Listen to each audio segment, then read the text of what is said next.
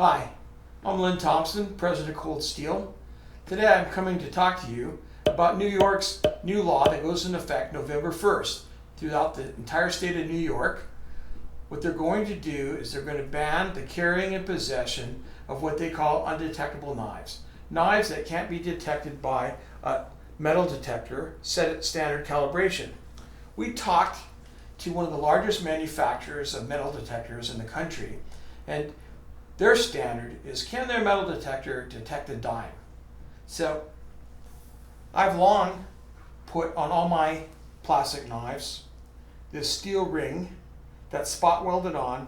You can't just take it apart, you have to cut it off. And this can be detected by standard calibrated metal detectors. So we've done that for a long time. Am I concerned about people sneaking knives into courtrooms and on airplanes and stuff like that? Yes, I am. But I don't think that we should give up our right to keep and bear all kinds of arms for the proposed or alleged security that this law says they're going to provide. If people want to do it, they can make a knife out of all kinds of non-metallic materials very easily and circumvent this law. This is to keep you from buying at very, very low costs knives that don't have metal in them. And I just want to talk about the advantages. Why you should buy now, why you should object to this law, and why you should oppose similar laws. The first huge advantage of so-called undetectable knives, like Cold Steel makes in our FGX series, is they're very, very inexpensive. Maybe $7. You could get a great trench knife, strong, for $12. You can get a great ring dagger for about $7. You can get a really cool push knife for about $6. And you can get a balisong, which is one of my favorite undetectable or non-metallic knives, for really inexpensive $12, $10, somewhere in there. So what does this have to do with you? Well, when knives cost this little, you can own a lot of them. It's not a burden, a huge burden, to have in your house. You could buy 10 of these for $70 and hide them all over your house. This is a super effective knife. This thumb ring gives you tremendous leverage in a reverse grip like that, and this blade is really thick and powerful and strong and sharp, and the piercing power is quite substantial. You can bury this up to the guard in stacked cardboard. It'll go through rib cages, it'll go through virtually any part of the human body for $7. And you can have these all over your house because they're inexpensive. They're so cheap that if you lose it or you should break it somehow, it's almost disposable. They're also all super lightweight. This push knife weighs 1.1 ounces. This ring dagger weighs 2 ounces. The balisong weighs 3 ounces. This taipan about 4 ounces, not 4 to 5 ounces, not very heavy. About 1 ounce for the Delta Dart. Pat Crawford designed this for years ago. We got his permission to make it in plastic, and it's been a top seller for us and very effective self-defense tool. But these things are so light that you can carry them all day long with no problem whatsoever. There's no hassle to taking this knife and taping it in the inside of your cowboy boot. It's 1 ounce. It's got a great rubber handle. It's got a very sharp, effective blade, and it's a tremendous self-defense tool. The other thing is that's really important about these knives is they're impervious to the weather. That's one of the things that's so cool about these knives is that you can hide them anywhere. You can hide them outside. At my beach house, I had these knives in all the planters, all the outside hanging planters, all the flower pots. I had them under the eaves all the way around the house. I had them underneath the mailbox. There's so many places that if you use your imagination, you could put one of these non-metal knives like this FGS that we use. This is super strong plastic mixed with fiberglass, and it's strong and it's hard and very, very effective. Anywhere there's water, you could put one in the goldfish bowl. I always tell people that you should have one hanging in the shower. One of the reasons I got into this is one of our customers at the gun show in Arizona told us how he was attacked in his house stark naked by a crazy man. And they're rolling around on the floor fighting for possession of a knife, and he was unarmed. Well, fortunately, he was able to extract himself from that without being badly hurt.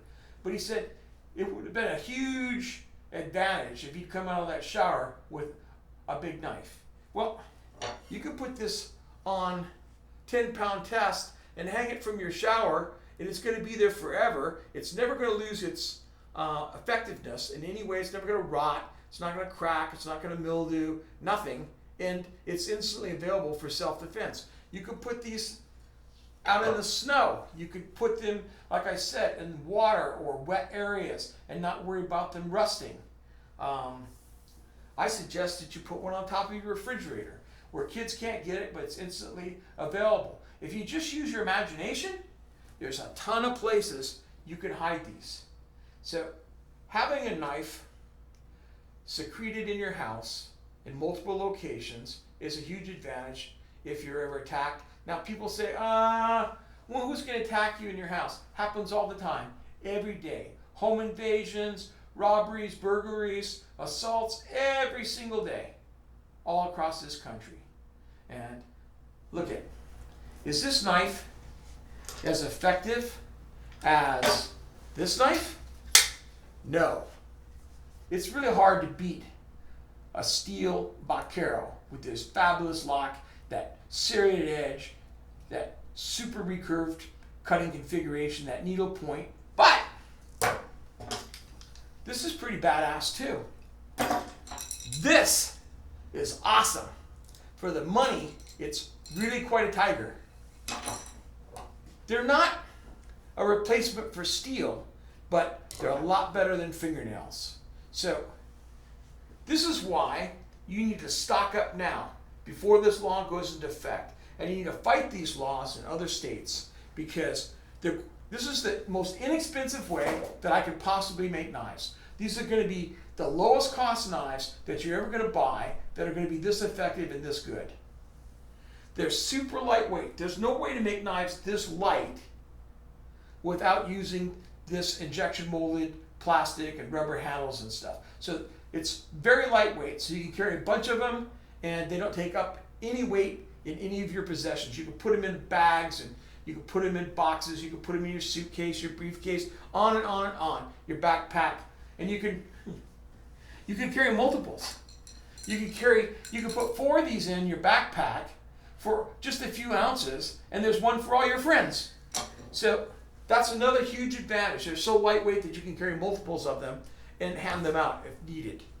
The other thing is that I'll go back again is there's no other way to make knives that are so rust proof, so impervious to the weather. Plastic that we use and the rubber handles is totally impervious to hot and cold, moisture, humidity, wind. All the things that might affect conventional knives doesn't affect these knives. So you can hide them anywhere. Your imagination is your only limitation. And the other thing is, the last thing is, they're very effective, or lethal if you will. They're inexpensive, but they're badass. And you see me pick these up mostly in a reverse grip. And that's because they don't have true steel edges.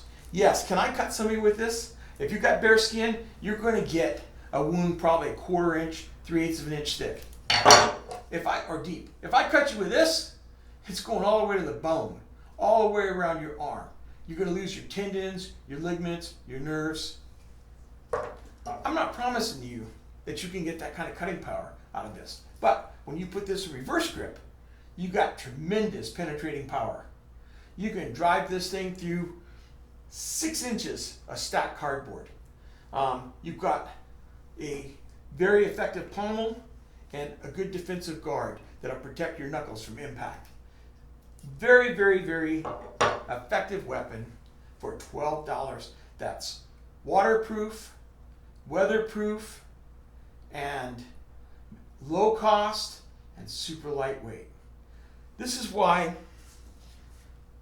I take umbrage with this New York knife ban law. No, I don't want people to circumvent security and take knives and other weapons into secure areas like a courtroom. I'm not for that, and I don't want any of you to do it either. But I'm not willing, and neither should you, to give up your right to own these weapons for the alleged security that laws like this promise. It's an empty promise. No law can stop people from acquiring these types of weapons if they want to. Remember, the only way to stop a bad man is a good man with a gun. That's it.